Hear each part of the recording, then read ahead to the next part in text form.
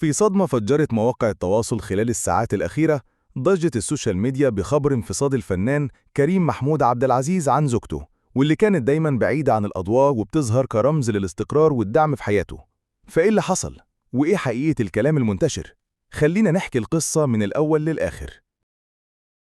كريم محمود عبد العزيز ابن الفنان الكبير الراحل محمود عبد العزيز دايما كان مثال للفنان اللي ماشي في حاله، لا بيحب الترندات المفتعلة ولا بيدخل في صراعات. حياته الشخصية كانت بعيدة تماما عن الأضواء، ومراته كانت نادرة الظهور، وده زود من احترام الناس ليه.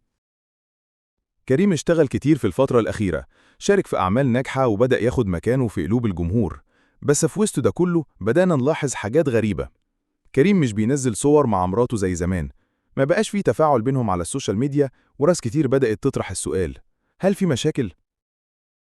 الناس بدأت تتكلم، بوست هنا وتويته هناك، ومواقع كتير بدأت تنقل أخبار عن انفصال كريم عن زوجته، وبعضهم قال إن الطلاق حصل بالفعل، وكل ده من غير أي تأكيد رسمي من الطرفين. في نص الكلام في مصدر مقرب طلع وقال إن فعلا في مشاكل كبيرة بينهم بقالها شهور، وإنهم بيحاولوا يحلوها بعيد عن الإعلام. وفي كلام عن إن مراته سافرت بره مصر لفترة، والبعض ربط ده بإنها سابت البيت، لكن كل ده لسه في نطاق الشائعات. وفي وسط الكلام طلعت إشاعة خطيرة إن في طرف ثالث دخل حياتهم، وإن كريم مرتبط بواحدة من الوسط الفني، بس لحد دلوقتي مفيش أي دليل، وممكن تكون مجرد إشاعات ملهاش أساس. لحد دلوقتي كريم ساكت، لا نفى ولا أكد، وده سايب الناس في حالة حيرة.